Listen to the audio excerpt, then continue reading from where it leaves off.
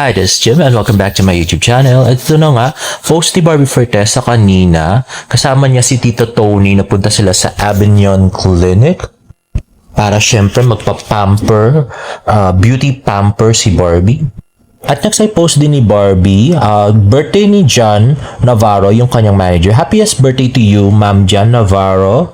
Thank you so much for always believing in me and for loving me like a daughter. Enjoy your special day with your family and loved ones. Massage na yan. I love you so much. At ito nga post ni Tita Amy Fortes. Ayun, so nilitaw na nga ni Tita Amy. Siguro pinapanood yung video ko, no? Sabi niya, yung D9 pala, D-9 ay kay BTS Jin pala yon. So within 9 days, lalabas na si Jin from military service. Kung paano pinag-isip nyo kay David yan? At next naman ay post ni Barbie Fortesa from Kiman's official Brighter Days Ahead. Our latest drop has arrived.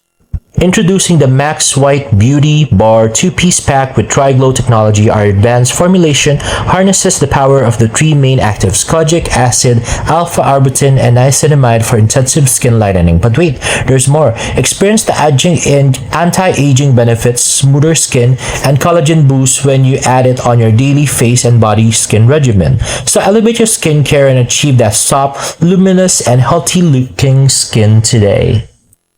At ito naman post ni John Ross sa kanyang Instagram story. Ayan nga, marimar daw si Barbie.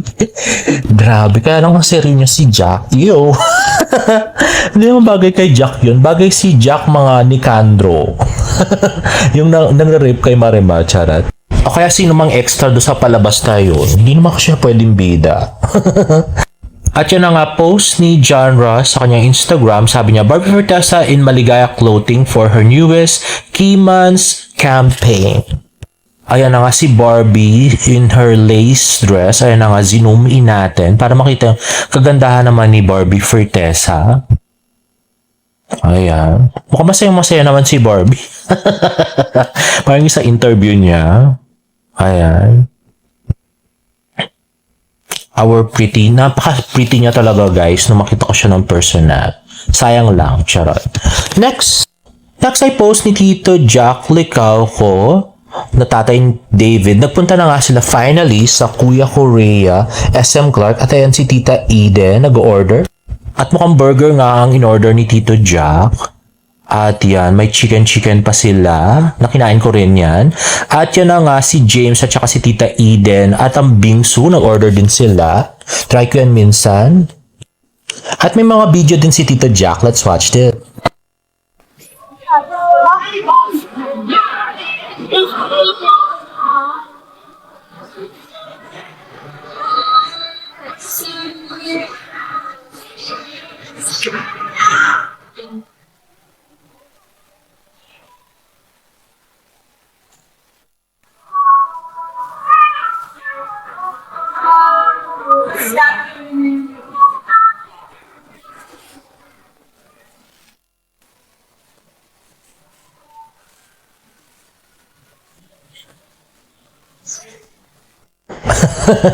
Ay, nakakinilig si bakla doon sa labas.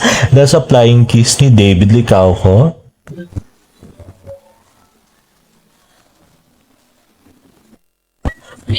Turn it up.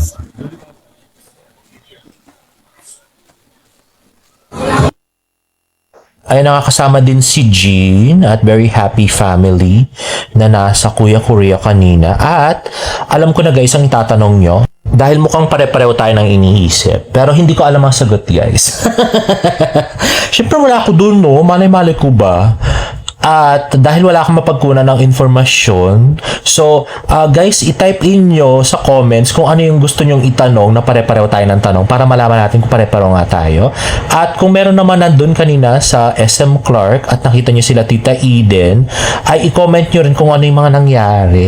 Sana merong mag-comment na talaga merong first-hand experience ng mga nangyari para malaman naman natin din. At meron ng fan, si James, napakawapong si James, na pumunta din sa Kuya Korea kanina at sabi niya, nice to meet you again. Unexpected na mabibigay ko sa'yo yung gift ng personal. O, diba? At mukhang cookies yata to. I'm not sure, guys. And next naman ay ang gwapong si Alden Richards ay nasa Bangkok. Asia's multi-media star Alden Richards is currently in Bangkok, Thailand, filming for a new branded campaign. And lastly, this was posted 1 year ago sa aking TikTok account. Ayan nga si David in Australia. Let's watch this. Day 5 of the Likakos in Australia. David and James Likako look so handsome, while their mom, Tita Eden, looks like a K-drama actress. They went to Dent Island Golf Clubhouse in Queensland. The whole family looks so expensive. So while we're watching the video, sagutin ko lang yung tanong ng isang nag-comment. So sabi nga ni Tanchi Mendoza, parang you lost your admiration sa Barda since David acknowledged his relationship, kasi parang wala nang spark ng mga comment mo sa kanilang dalawa na di na tulad ng dati na talagang gustong-gusto mo silang dalawa. Personal opinion ko lang. Well, actually, medyo. Dati kasi talagang dilulu ako, tapos meron pa akong source nga, di ba sabi niya na may something yung Barda like MU, pero wala naman pala. So yun, medyo na-loss nga ng konti yung admiration ko sa kanilang dalawa. Kasi nga, syempre hindi na ako ganun kinikilig talaga sa kanila, kasi wala na yung illusion na pwedeng maging sila. At saka hindi ko na rin masyado pinupush na maging sila, guys, kasi lalos na nakita ko si David at saka si Kisen, parang di ba, paano mo ipaglalaban yung mga taong ayaw naman nilang ipaglaban yung sarili nila, ganun. Di ba? Yung lalaban ka pero yung mismong pinaglalaban mo talo na, di ba? Ganon. So, yun nga, dahil doon medyo nawala hindi naman yung talagang admiration, nawala yung yung kilig ko, ganon. Hindi na masyado, ganon. Tsaka, di ba, ang dami naman nangyari dito sa Barda Love Team, no? Kung sinusubaybayan yung mga vlog ko, grabe yung mga pinagdaanan natin, mga heartbreaks, di ba? So, it's time naman siguro na na para mag-chill-chill lang ako at hindi masyadong umasa na maging sila, di ba? I have to change my mindset para hindi naman ako masyadong malungkot at hindi naman ako masyadong nega sa mga nangyayari sa kanila. So, right now, I'm trying to put still positivity, pero hindi na delusional na gustong-gusto mo maging sila, ganon, on this vlog. At I'm still keeping the vlog sa thank you po sa lahat ng nagpa-follow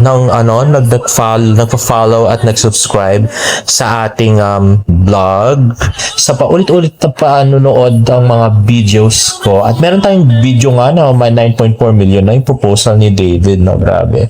Thank you po sa lahat ng mga nanood. And guys, if you like this video, please give it a thumbs up and please subscribe to my YouTube channel for more Barda updates. See you in my next vlog. Bye!